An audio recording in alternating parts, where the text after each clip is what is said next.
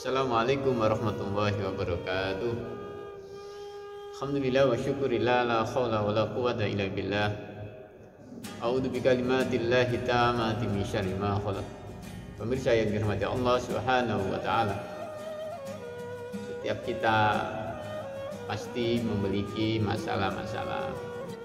Setiap kita pasti punya rasa jengkel, punya rasa marah dengan seseorang atau dengan orang-orang yang kita cintai atau teman-teman yang kita sayangi. Itu manusiawi. Setiap orang, termasuk saya, pernah mengalaminya. Tapi jangan sampai rasa jengkel, rasa benci itu akan membuat kita tidak adil, membuat kita tidak tenang, membuat kita terjangkit penyakit was-was, dan itu berbahaya bagi ketenangan jiwa.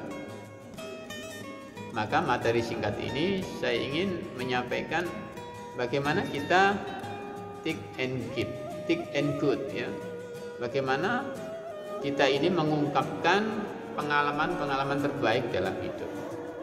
Jadi jika ada seseorang yang membuat jengkel diri kita, atau orang-orang yang tersayang membuat kita kecewa, maka jangan lampiaskan itu. Jangan cepat-cepat marah. Coba duduk sebentar, ambil nafas yang dalam sambil baca istighfar. Astagfirullahaladzim. Sebaik-baik manusia pasti ada salah, termasuk diri kita, termasuk saya ya. Pasti ada salah, ada khilaf, ya, pernah bersalah. Tapi kalau kita terus-menerus menuruti emosi kita, menuruti rasa jengkel kita, maka kita akan rugi sendiri. Hati kita akan tenang, berpikir nggak tenang ya. Nah ini nanti ada pengaruhnya dengan kenikmatan Allah datang. Jadi orang yang hatinya nggak tenang, itu nggak mungkin Allah akan menumpahkan keberlimpahan nikmat, nggak mungkin, karena hati kita tertutup.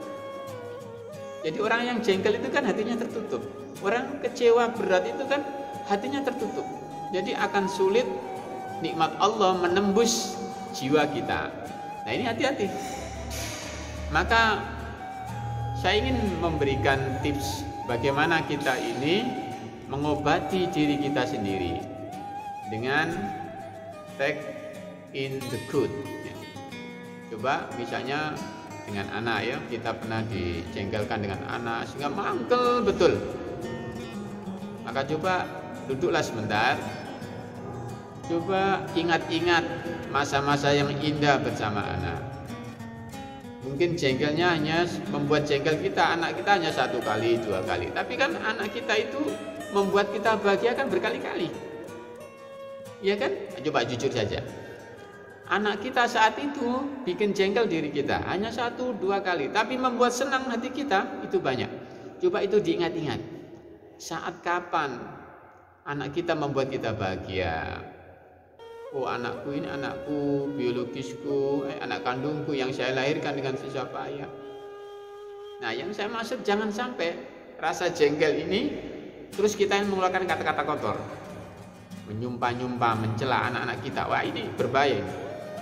Karena celaan, laknat kepada anak itu bagian dari doa. Maka itu berbahaya kalau kita dalam kondisi emosi. Maka saran saya, coba ingat-ingat pengalaman terbaik ya. Atau dalam doa, ya Allah saya tadi sedang marah, ya Allah anakku anak yang soleh, anakku anak yang membahagiakan saya, anakku orang-orang yang akan menjadi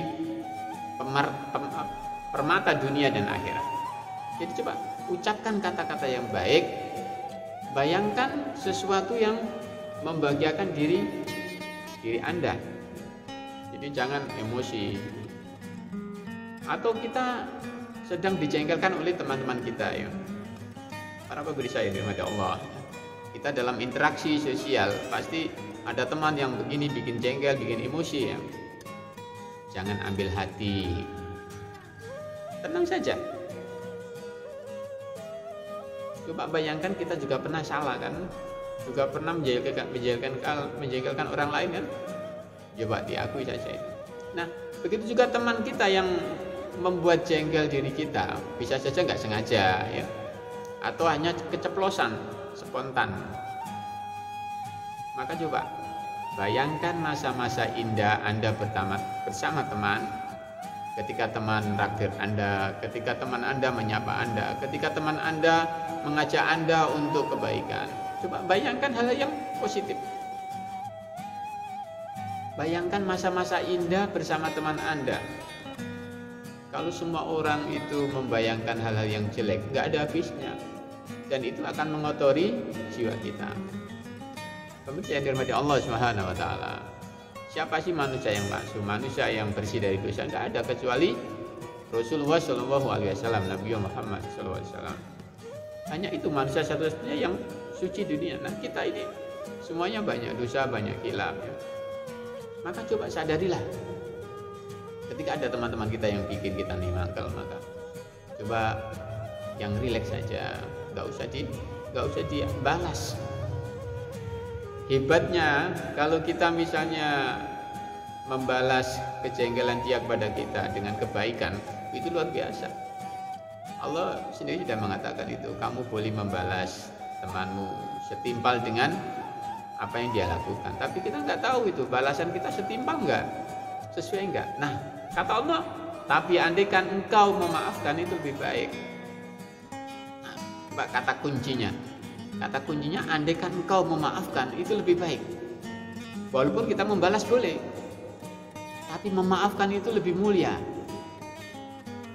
Pemirsa yang dirahmati Allah Subhanahu wa taala. Nah, ini yang harus kita mantapkan dalam diri kita, dalam jiwa kita. Sifat-sifat terpuji, sifat-sifat untuk mengingat yang baik saja, mengucapkan yang baik saja ya.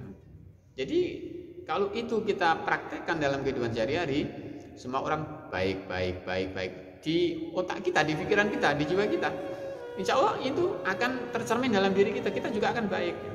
Kalau kita memandang teman itu dengan syuudzon, dengan buruk sangka, maka itu otomatis akan kembali pada diri kita. Maka paksakan diri kita untuk berbaik sangka kepada teman-teman kita. Jadi coba berpikir sebaliknya. Mungkin teman kita sedang lupa, mungkin teman kita waktu itu sedang banyak masalah, mungkin teman kita itu waktu itu hanya spontan guyon dan gak disadari. Coba itu saja yang dipikirkan. Insya Allah gak akan terjadi apa-apa dalam diri kita. Rawatlah hati kita baik-baik, sebagaimana kita merawat jiwa kita. Jangan kotori dengan hal-hal pikiran negatif dan ucapan negatif. Insya Allah kita bisa. Asyuminallah, semoga bermanfaat.